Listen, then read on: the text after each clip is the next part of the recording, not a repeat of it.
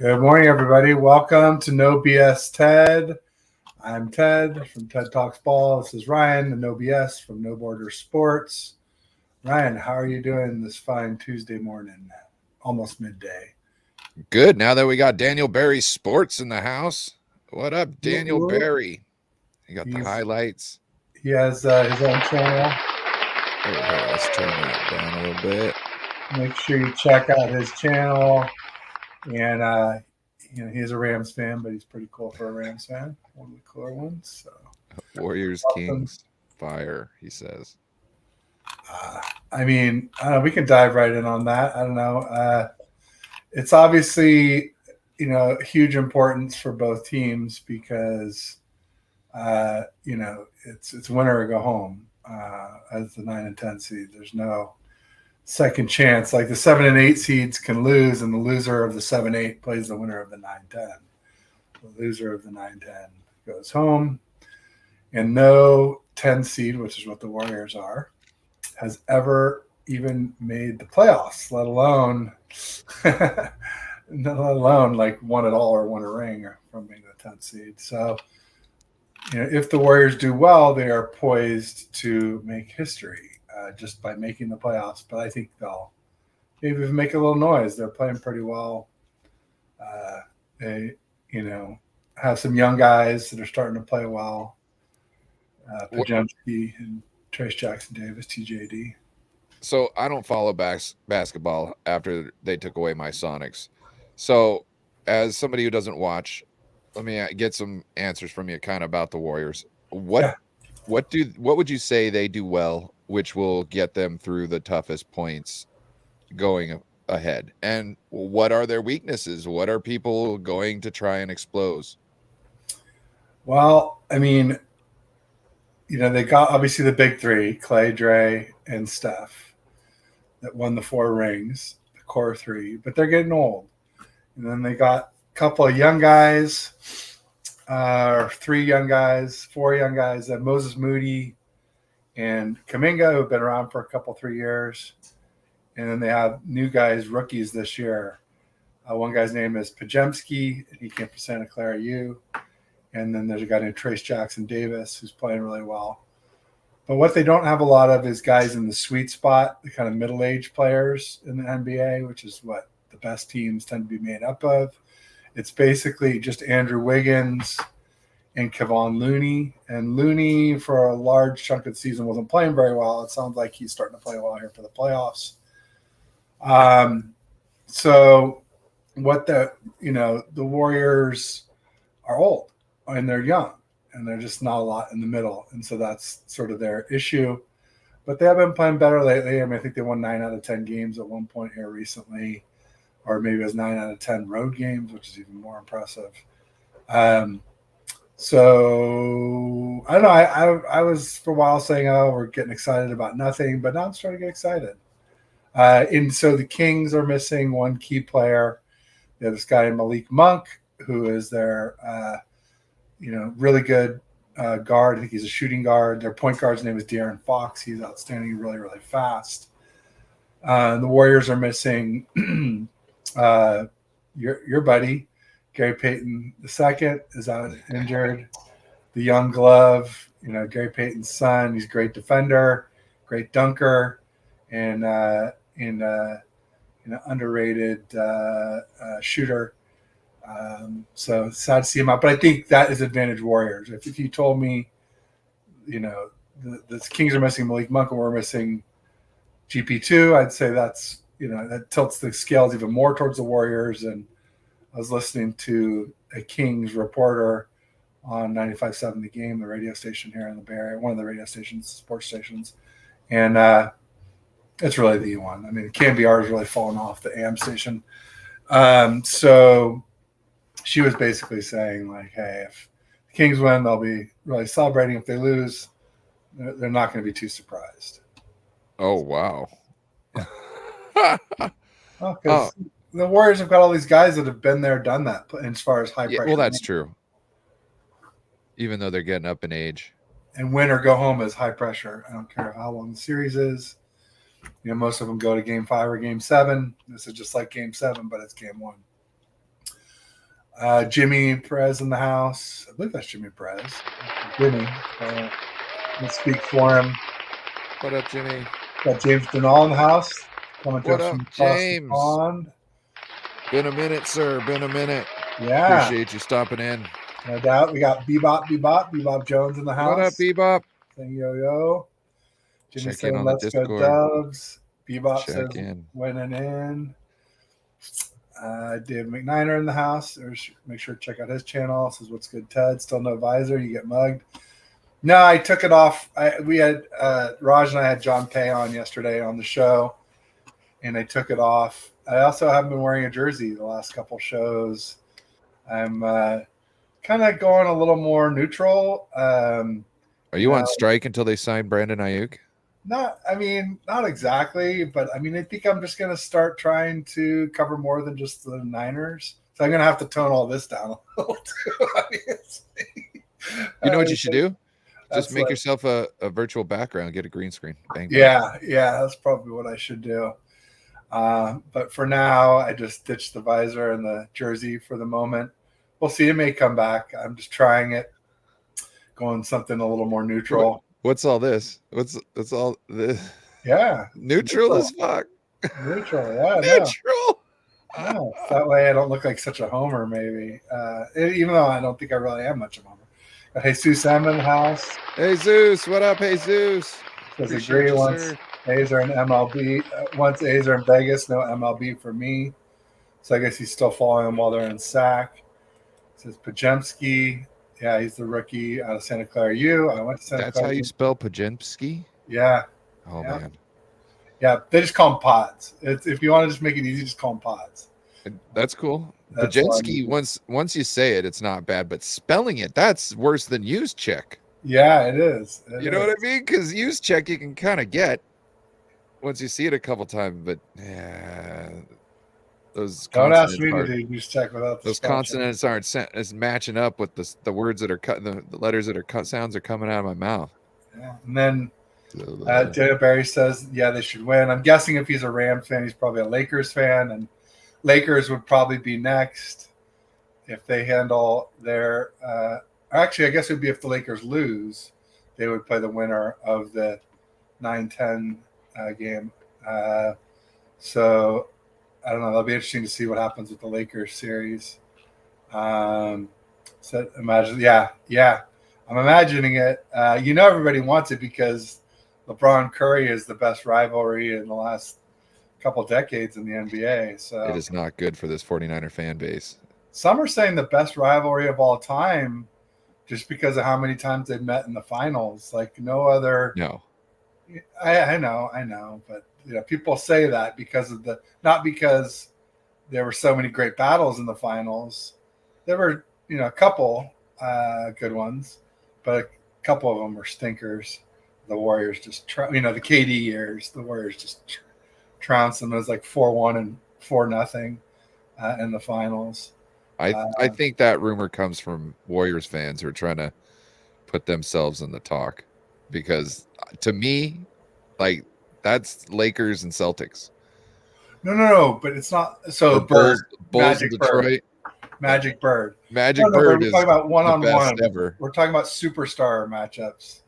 I mean, I guess it ends up being teams usually anyway, but I would put Bird Magic above it. But they only played in the finals a couple or three times. So the fact that the Warriors and LeBron have faced off, and then obviously there was the play-in where the Warriors lost to the Lakers, and last year the Warriors, or 2 years ago, the Warriors lost to the Lakers in the playoffs. That was last year. So then that's like 5-6 times that Curry and LeBron have faced off in the playoffs. So then it starts to get to be quite a lot, especially since most of it they're on different sides of the bracket. But I can understand arguments for both. Imagine Lakers tank to face Warriors. I don't think anybody wants to face the Warriors right now. I think they're playing some pretty good basketball. The Warriors beat the Lakers 3-1 during the season. The Lakers won the first one back before Christmas, and I don't think they won one in the new year. I think it was 3-0 Warriors in the new year.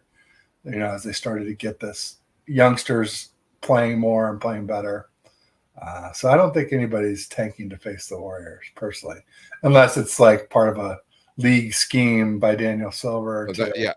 That would have to be script stuff. I don't know why any franchise would be like, hey, it would be a great thing if we just, threw in the playoffs, let's just throw this series so we can hopefully meet this other team. Doesn't that sound amazing? No, what you do is you continue winning, and if they make it, they make it. If they don't, they don't. And when they fall out, you just point and laugh, go, ha ha ha. No doubt. Sorry, I just had to step away for a second. My dog came in and opened the door. You get naked? What's that? He's getting naked over here. No. I just had to close the door. Yeah, you never know what's down below the screen, do you? Oh, hey now. Let's take bets. Anybody in the chat got money on this? Shorts, pants? Short neither. A short bet. Oh, the poor misses. So the door was open. The dog came in and left, and he didn't close the door behind himself. So you could hear the washer dryer going in the background. So I was trying to spare everybody from that.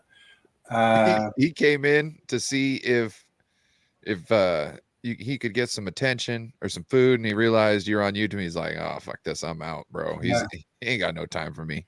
He's on that stupid computer again. Yeah, no doubt.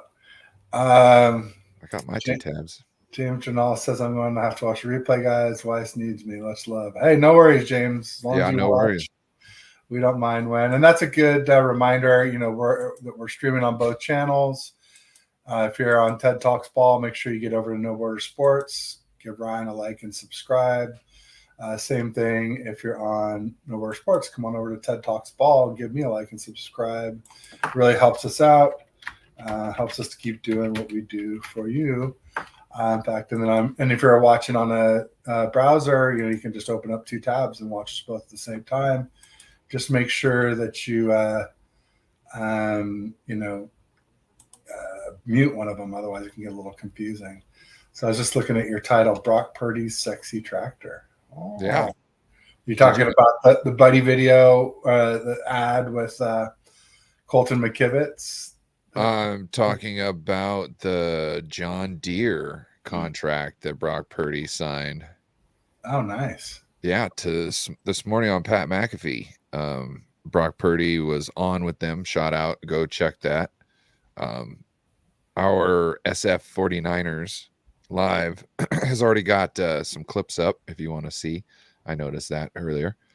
But yeah, no, he was on there. He got a deal with Toyota too. He's got a deal with Toyota, and he's got a deal with John Deere. So dude's making his money. And the corn company, something or other seed. Yeah. Also, he saved a reporter lady's life and her dog's life. Wow. He goes, holy Jesus. He says, that looks like, or I don't know if he said holy Jesus, but he was taken aback by the size of this coyote that he described as a small wolf that was going after her, and the like he was, stalking her, I guess, following behind, whatever you want to call it, however you want to put it, or however he put it. And went to yell and say, hey, you got a coyote behind you, and that scared off the coyote. Nice. She was a news reporter, and they're out there filming a commercial for tractor. Yeah, John Deere. A coyote wolf. Well, it was a big ass coyote, which is on its way to a wolf. There you kind go. of, you know what I mean? They got teeth. Love it. Red Jet Shaw in the house says, hey kiddos, go Warriors. Like and sub that channel. Shout out Red Jet. Be sure to go check her out when she's on other people's shows. Carcast in the house. He says, yo, make sure to open 2 tabs. He did, because there he is. Make sure to check out the Carcast channel. 2 different places. Home is what you make it. LOL. That was about you turning off the camera there for a second. Hey now. Home is where you make it. now that I will object to. Sheesh. And actually, oh man, I don't know, Bebop. Some people take that home is what you make it, or where you make it, or what was it? Home is. Why can't I? Home is what you make it. Yeah, that Diddy. You know what I mean? He'd be doing too much in his home. So make sure check things out. Be a little safe. Don't do weird things. No doubt about it. Well, so just to put a bow on the Warriors stuff, I mean, I expect they'll win. I bet they're favored. Let's take a look. What's the Kings' motto again? Light the torch or whatever? Light the beam. Light Yeah. the beam. Light the beam. They have the purple laser beam. But actually, I guess it is in Sacramento. So if they win, it would. I mean, they'd probably do it either way, but it's more impactful when it's like, hey, yeah, they're playing. So we got Warriors minus 2.5. So not a big spread, but I guess big for being on the road. And are the Warriors? I guess it doesn't say on here. I'm just trying to remember if they're. I'm pretty sure they are the 10th seed. Yeah, because I was just saying no 10th seed has ever made the playoffs. So yeah, that's where that came from. It'll be interesting to see. I definitely think the Warriors will miss GP2, but I think not as much as the Kings will miss Malik Monk. And just watch out for our Sabonis. The playoffs is where they start actually playing defense. So that might be a little hard having your defensive guy out. Yeah, he's one of our defensive guys, but we also have Draymond, obviously, who's a very good defender. But he's a lot smaller than Sabonis. Sabonis is a lot taller than Draymond. Is Draymond, which one's the dude that keeps getting kicked out by doing dumb shit? Yeah, Draymond Green. Draymond, yeah.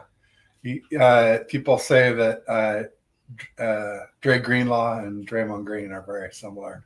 No, not at all. Yeah, Greenlaw getting all his, ejections and face masks and suplexes and just taking it a little too far. Some of that stuff is. I mean, Draymond is dumber for sure. I mean, he's smart, but he does dumber things. Dre Greenlaw is doing stuff that closely aligns with his job description.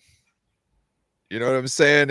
At certain times, yes, he's getting flagged for certain things, but those types of things are how you get an edge in football. And when you get caught, yes, you get in trouble, but there's that going on. You know what I mean? Now, face masks, I don't condone face masks. You know what I mean? And I want to keep people safe, but like he gets a little extra heat. Now, Draymond be doing the same type of shit in a sport that allows no physical contact. Plus, he clocked old. I'm blanking on the guy's name all of a sudden. The younger guy. Yeah. But that guy has totally fallen apart since he went to the Wizards.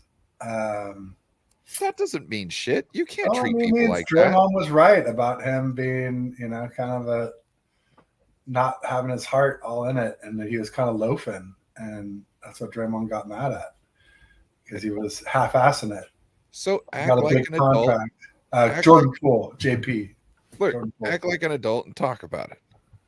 You know what I'm saying? When it's not like he affronted your wife or your child, or you know what I mean? He talked and he shoved, and then the next thing after a shove is a fist. So I mean, it's just kind of a natural escalation. But what was said? Maybe it was like, because look, nobody knows. That's the part nobody knows. So that's maybe I don't want you around me. Look, maybe the shove was to give me space, and whether that throws the next punch or not, that doesn't matter to me, because at least I've gotten my space and now I'm expecting it. You know what I mean? So then I can do something about it, whether it's get out of the way or counter. I want my space back.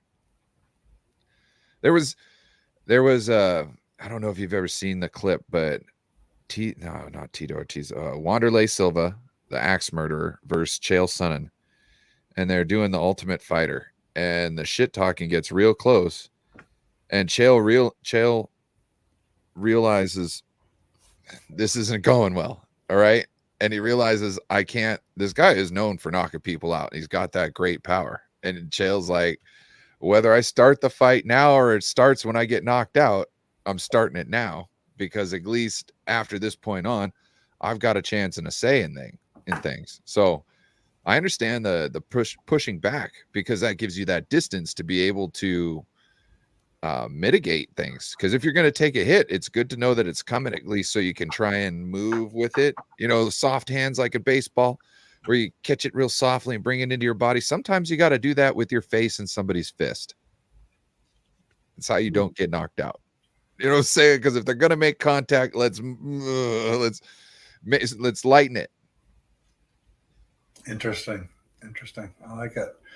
Well, anyway, bottom line is a lot of people were begrudging Draymond for the confrontation with Jordan Poole, before he left, but then now he's left and he hasn't done well. And that's a little bit of indication for Draymond. So I still don't think that justifies it, but because there's other things like what the other night he got kicked out for doing, what was it that he did? Did he throw the ball at somebody, tell somebody to F off or something, like 4 minutes into the game? Oh yeah. I mean, he got suspended and indefinitely suspended. He had to go to counseling. What is this? Why? The NBA is sick of his antics, essentially. Well, how can not everybody get paid too much to act like this on the field? You know what I mean? If you want to do this outside of the field, waste other people's times, that's cool. They can watch you. But while the cameras are on and it's between the whistles, you know what I mean? Stop with this shit. My biggest thing with Draymond was that I felt like he was loafing it against the Lakers last year in the playoff series. And this year in the game 4, he went 5 for 5 from 3 before the half and was 5 for 7 on the game. So he's definitely not loafing it against the Lakers. So at least give him some credit there, because he's buddy with LeBron. And is he known for being a partier? Because to me, that last stunt was like, man, it seemed like he stayed up too much the night before partying, and he just decided, I don't want to have to go through this right now. So he got no. I don't think so. Not even before he was a family man, and now he's got a wife and a kid. I think it's even whatever it was. I think it's even less. So I think he's. I don't think any of the Warriors are big partiers. Current Warriors, I guess I should say. Clay is definitely known for dating Instagram models, but I don't know if that's partying. What you call that? I think you probably got to do a little bit that just to keep them entertained. There you go. So at least fund it. There you go. It's not cheap, I can imagine. Bro, one guy paid $1 million to take Ice Spice out on a date. Like, he spent $1 million on Ice Spice, and I was like, man, bro, that's probably didn't even get any either. But that does, to me, I just don't see the first thing. Who is worth $1 million first date? To me, if I'm a chick, I'm like, why? If I'm thinking about dating you, it's because we're thinking about marriage. You know what I mean? Dating is an interview to marriage. Okay. If you're just effing, you're just effing. You know what I mean? There's nothing, who cares? So why do I want you throwing out all that money, the bag that essentially I feel is going to be our bag? Why do I want you to throw? Hold on to that. You never know. You know what I mean?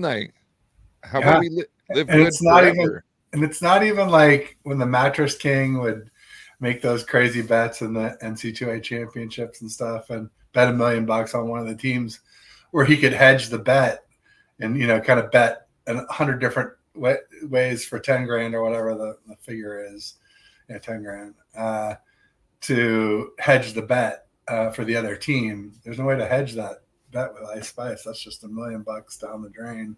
Well, even hedging the bet aside, he gets marketing from that. Yeah. The Mattress King guy does, for sure. Yeah.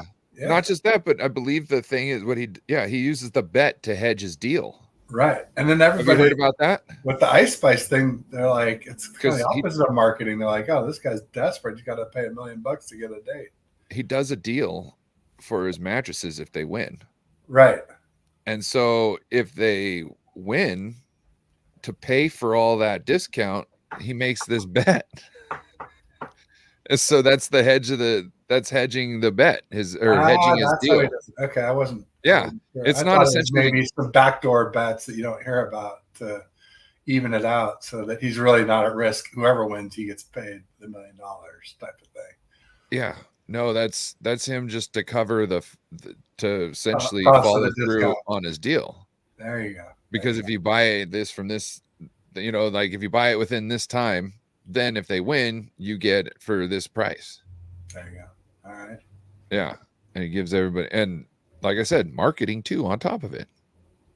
So, and guess what? Everybody's going to want to buy to take in on that deal. You know what I mean? Heck yeah. They don't care. Somebody else is paying for it. It's smart. Yeah. No. And speaking of basketball, did you see the Caitlin Clark announcements that she signed with a pro team? I think it was like the Indianapolis Beaver or something like that. So, and somebody was showing her annual salaries, a little under 400,000, something like that. Yeah, for 4 years. I mean, it was more like a little under 300,000 for 4 years. It looked like it was about 75K a year. And oh, really? Yeah. All right, here it is. So 338 for 4 years. So not under 300, but under 350. 76, 78, 85, 97, and change. All of them have change. I'm not going to go into all that. But somebody I saw tweeted, and they were like, oh, congratulations to Caitlin Clark getting signed into the WNBA just so she can make less money than she was making in college, because the women's, tourney was crazy this year, the ratings between her and the South Carolina gals and whatever. And this might be the transition into the new way of doing things. What up, Red Jet? Oh yeah, that's right. We said what's up earlier. Hey, you get a double shout out, Jet. Double shout out, Red Jet. No, I think this is the change. Look at who I can't remember what team got both Angel Reese and the lady for the Gamecocks, the Beast for the Gamecocks. So one team picked up two of the best players, I think, in the whole ladies tournament, and cool. 2 out of 3. So there's no draft for the WNBA like there is for the NBA. Oh, anyway, so I'm just saying they got 2 of them, and that's gonna be nasty. Yeah, Camila Cardosa, yes, that's gonna be nasty, and I think that's gonna give you that like. So back in the day, Magic and Bird brought essentially basketball back from kind of the ropes, the rink of existence or extinction. And I think these ladies will be what takes the WNBA forward. And I think with these ladies playing to the high caliber that they are, it's going to make all the other young girls aspire to play to that same caliber. Like that is the bar, that is the norm.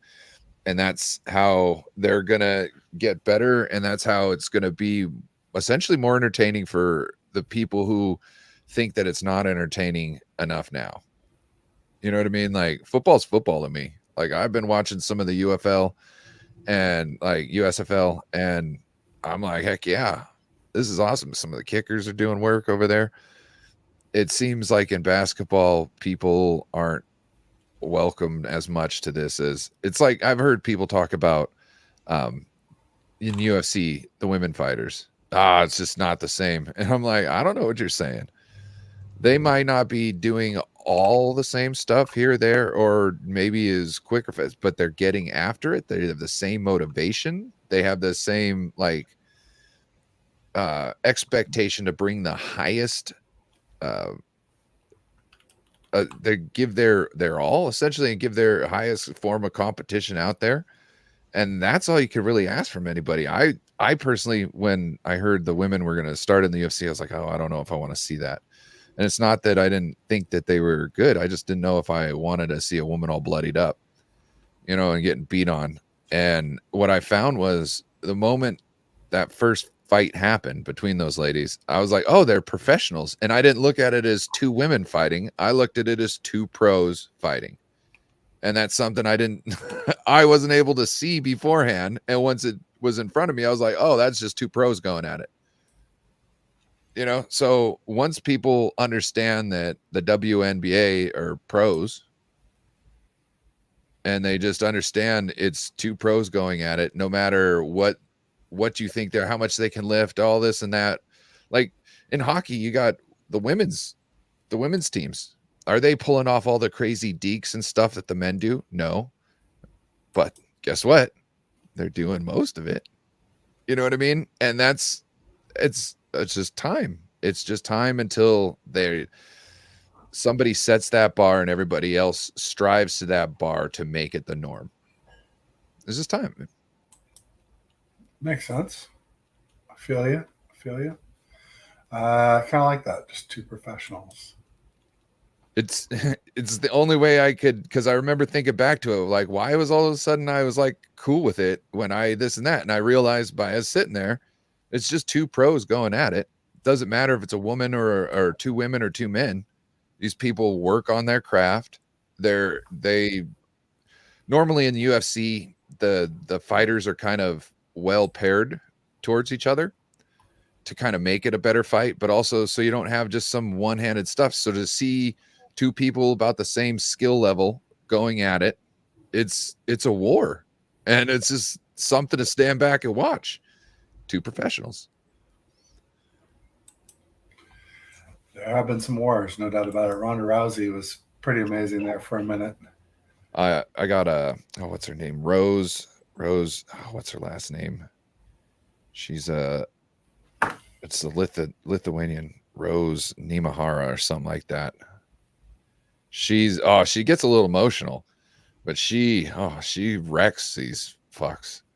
Oh my God. The last one I saw of her, she was going up against a Chinese lady who everybody was like, oh, she's going to get destroyed by this Chinese lady. And she essentially slumped her with a kick right out the gate.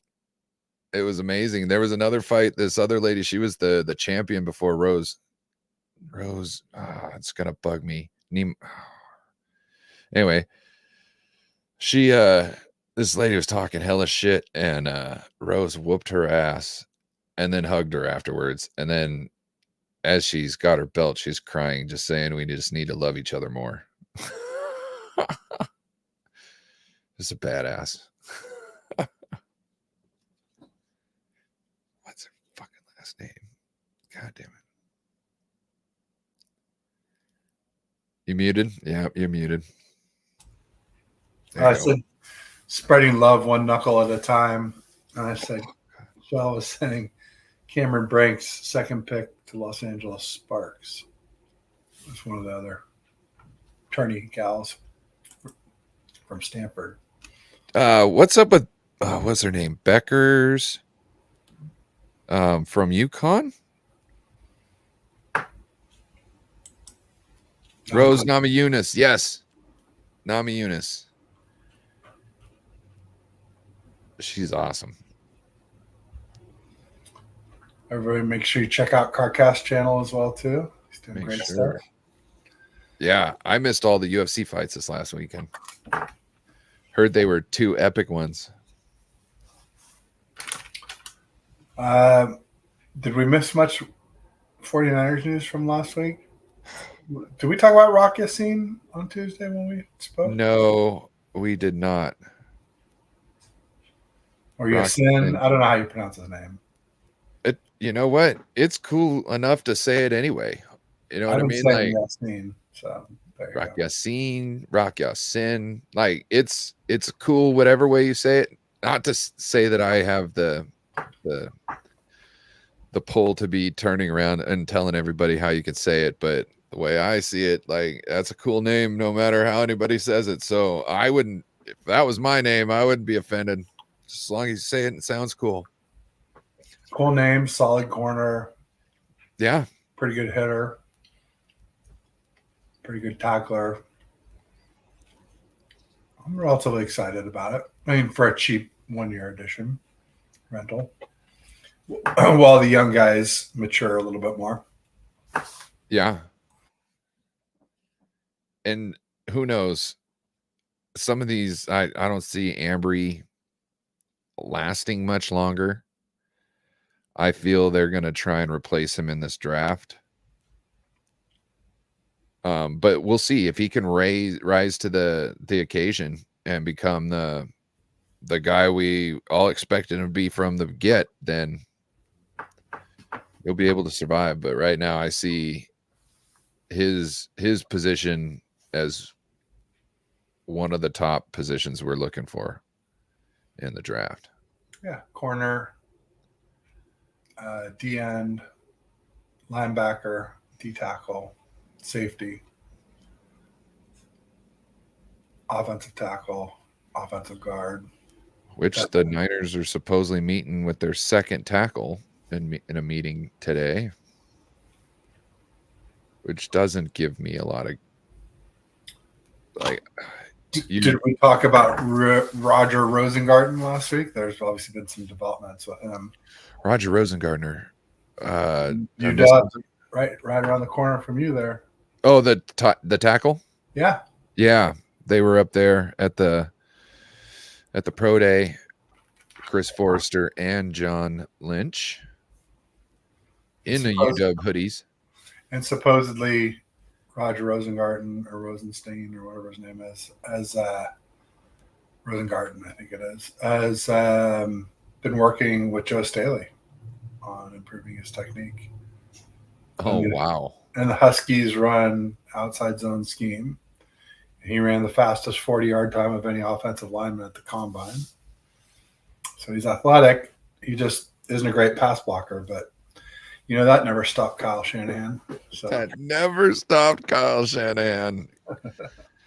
Is this right tackle or is this left tackle? Right tackle. I've also heard that he needs time, and that could be the pass protection. The needs time part could be his pass protection.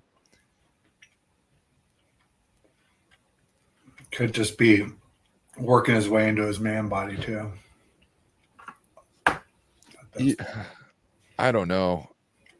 It's so being on the line. Kyle loves the red shirt rookies too, though. So when the way I saw it is when I played offensive line before I wrestled, I did not know what to do in pass blocking. I really was not good at it. Once I became a wrestler, I realized where people's center of gravity was, where their weight was located. And I would attack places where I knew that they were vulnerable, essentially.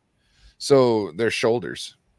So when they're trying to make that move around the corner on you and they've got to go switch their hips, if you hit them with your cross arm on their inside shoulder with your outside hand, you're putting a great angle for them to fall back on their ass, essentially. And they have to squat down at that point. And usually if you get them off bad enough, they have to take another step to steady their weight.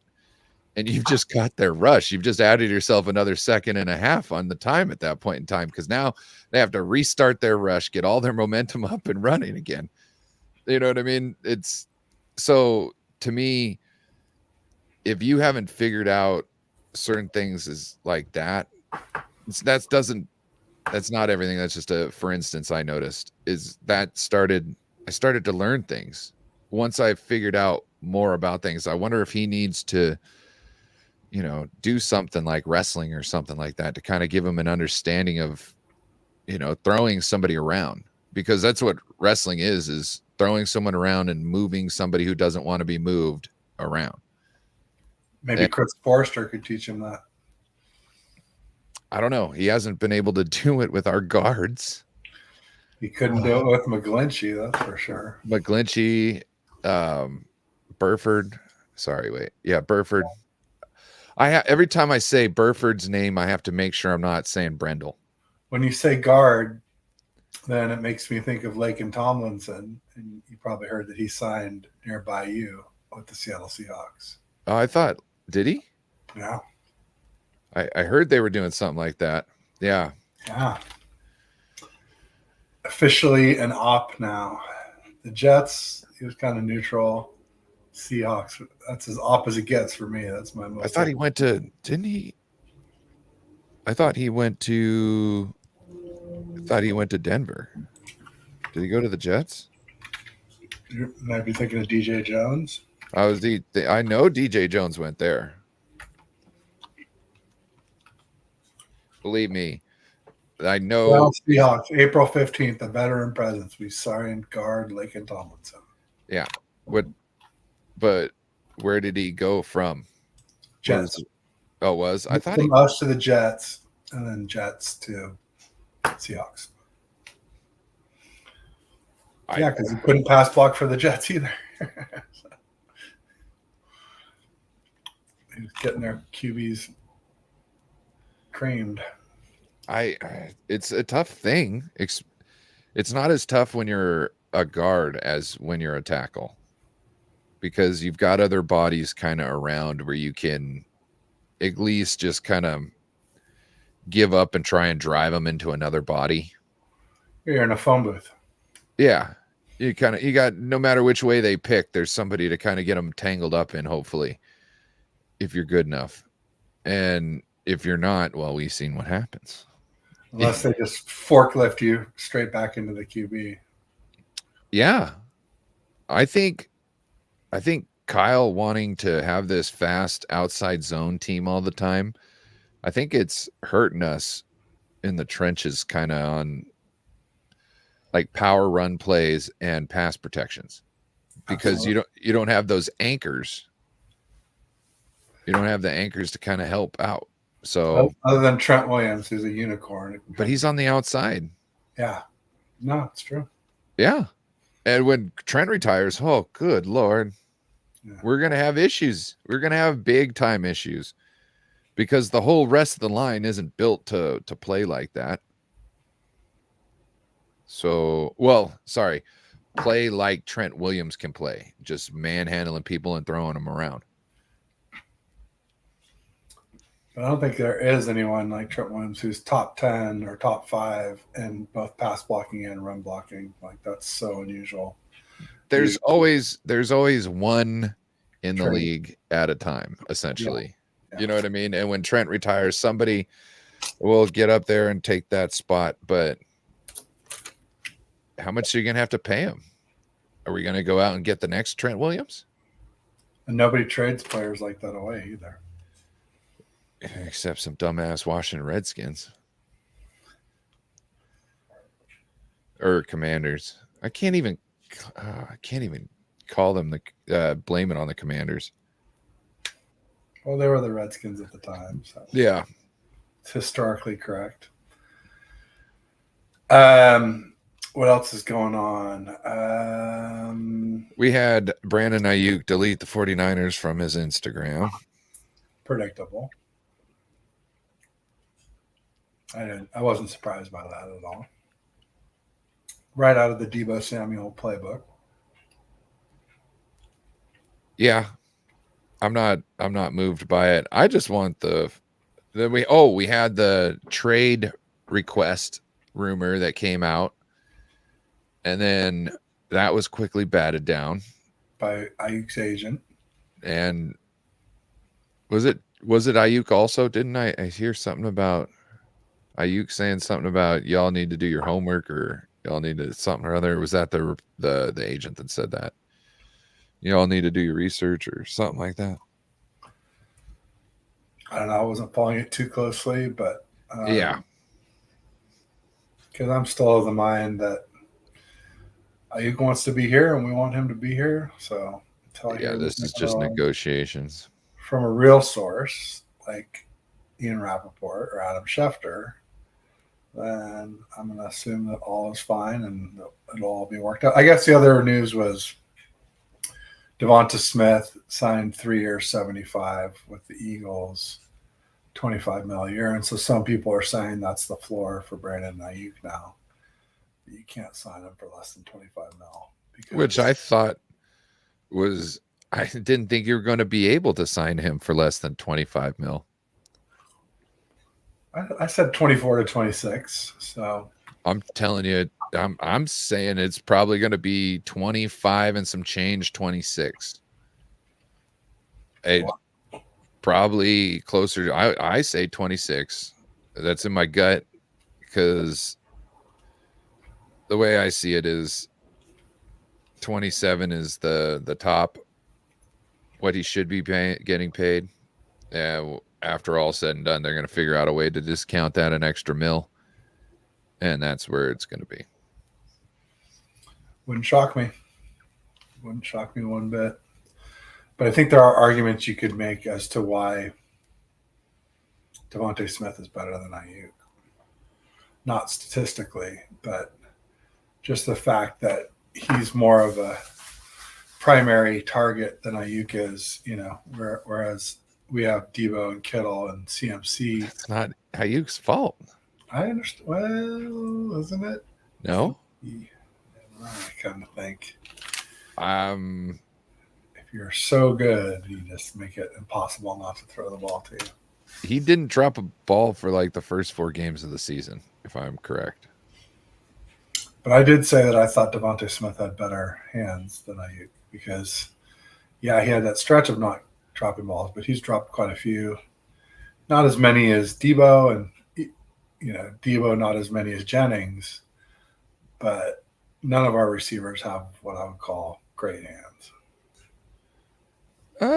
But why does Brandon Ayuk necessarily need that when he's so great at his footwork that he's open? So now look, and all situations aren't going to be absolute, right? Obviously, there's times where somebody's going to cover him. They're going to, take the right approach angle. They're going to guess correctly on what he's doing. But most of the time, Brandon Ayuk is all alone in the field. But that's part of what I'm saying is that part of that is because he's the 4th target. And if he's getting more attention from better DBs, from cornerback ones, say, and maybe even some safety help, it might be a little tougher to get open. Okay. But at the same point, all that can be defeated by footwork. You know what I'm saying? The same footwork that I'm saying he's good at. Yeah. He's a great route runner. Yeah, that's what I'm saying. And he's smart too. So when he steps up to the line, he checks to make sure he's good with the ref, and then he's looking at the defense, sizing them up, and then he looks straight in at the ball, and he knows what's going on out here, and now he's just looking to see if anything's changing with the quarterback because he's all set up. This guy knows what's going on. He knows pre-snap whether the ball's going to him or not, and he's still trying to break those cornerbacks' ankles. Yes. Looks like he has a promising career. Bebop Jones says, pay the man. Looks like Brandon Ayuk has a promising career at Applebee's, too, if all else falls through with the NFL. So. Wait, what? He was an undercover athlete as a server at Applebee's for a day. And that's hilarious. People kept going, don't I know you from somewhere? And like, aren't you Brandon Ayuk? He's like, they're doing all these selfies. And he did a really good job. I mean, of what they showed in the video, who knows? But it was pretty funny. I'm pretty sure he would do a good job. I'm pretty sure that man probably likes to do well at anything he, puts in front of him. Yeah, they were like, you think you got it? And he was like, yeah, I memorized the playbook. I think I can do this. Yeah, no, exactly. But he wasn't snooty about it. He was pretty humble. And I don't think his parents would let him. Yeah. Did you see his parents? his mother didn't let him get away with shit when he She was a was so kid. excited after the NFC Championship. As she should be. Such a cute family. Yeah. Just adorable. The father, whoa, I can't remember the line, but I remember him saying something like, wow, that was big. Yeah, yes, it was, sir. Oh, if only we could got the Super Bowl win. Oh, Yeah, maybe next year. I don't know.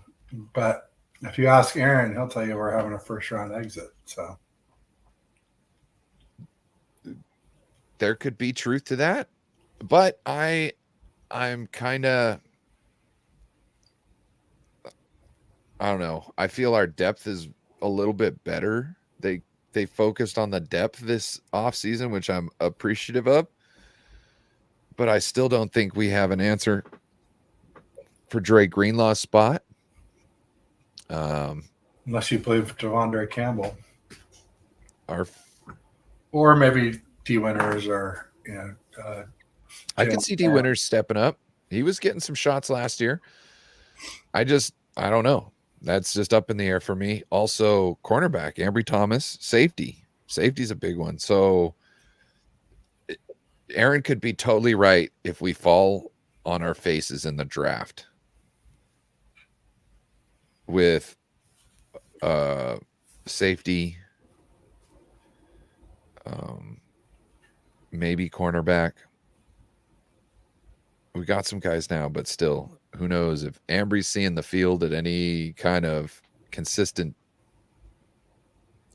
way. We are not playing the best football out there with how he's played in the past. No, I mean, clearly we're trying everything we can at corner. We got that Isaac Yiadom guy. We got the guy from the Lions. And then obviously Rock Yassin. Who I like the most of the bunch for sure. The other guy from the Lions is more of a special teamer anyway. I wish we would have gotten that tight end of theirs. Yeah. Brock Wright. I still think it leaves it open for Brock Bauer, so I'm fingers crossed on that somehow we move up. We ain't getting no Brock Bauer. You crazy. Man can dream. His mom's a Niners fan. Yeah, he grew up in Napa or Vallejo or somewhere north east of San Francisco. I used to look out at Vallejo. I want to say Napa. I lived in Bay Point, and I lived up on the hill there, and I could look out over the Delta and see Vallejo. I don't know if you saw, but it was voted the most culturally diverse city in the United States, Vallejo, California. Is that because of Africa Marine World? I don't know. I think just because of the number of people living from different countries all in one place compared to the population size, they had a lot of diversity. New York City and San Francisco were up there, or I don't know if San Francisco was up there. New York City was up there. I could see how New York City is. Seattle, Jersey City, New Jersey was another one. I could see Seattle being up there. Well, no, maybe not, because it's diverse, but it's like I think 3 different groups, I'd say. Well, not even 3 different groups. We are the gateway into Asia. So like we've got a lot of Japanese up here, Chinese, like I never noticed it until I started going to Seattle. I was like, oh wow, really diverse. And then Seattle's got like Indians, big time, because all the software and tech. So sure, they're pretty. But that's like Redmond, though, right? I mean, so it's not exactly. Well, Seattle too. Seattle, it's that whole area is essentially kind of a zone, I guess I would call it. You know what I mean? People are living there and working outside. Not Bellingham, but what is it? Bellevue has more millionaires per capita, I believe, than any other place in the United States. That's where Russell Wilson used to live. Nice town, Kirkland, right around the corner. Kirkland, yeah, that's We had lunch out on the water there in Kirkland. It was beautiful. It's like Yeah. 90 degrees when we were up there last year for Mother's Day. It was hot as balls. the good thing about Washington is when the sun's out, at least like the grass is green, the trees are, you know what I mean, instead of beautiful. everything being dead. And brown, yeah, like California. Yes. Yeah. But you only get to see that for a couple months, so. But it's gorgeous. It's gorgeous. There you go. Any other stuff that we should cover? I know you gotta get back to work here before too long, so Yeah. I don't know. I think it's maybe a good time to say thanks to everybody who stopped by, and we'll see y'all next week. Appreciate you all. And I'll just say peace. Go Niners. And we out.